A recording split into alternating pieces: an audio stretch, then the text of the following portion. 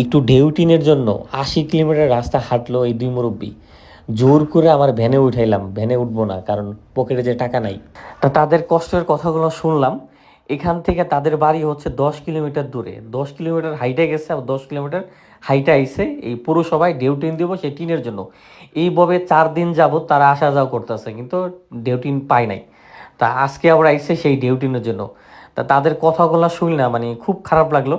তাদেরকে জিজ্ঞেস করলাম যে সেহরি কী দেয়া করছেন, ইফতারি কী দেয়া করবেন। মানে মুখের দিকে তাকায় রয়েছে তারা, আমার মুখের দিকে তাকায় রয়েছে, কারণ ঘরে যে খাবার দাবার কোনো কিছুই নাই। তা আমি তাকে বাজার করে দিলাম, আমি বললাম যা যা লাগে আপনি নেন। কিন্তু সে আসলে সব কিছু অল্প অল্প অল্প অল্প করে নিল। মানে মানে এই মানুষগুলা মানে অল্পতে অনেক খুশি, অনেক খুশি।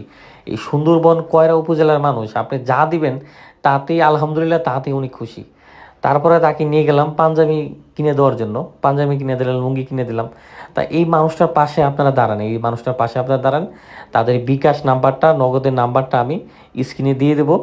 এই দুটো পরিবারের পাশে আপনারা দাঁড়ান, খুবই অসহায়।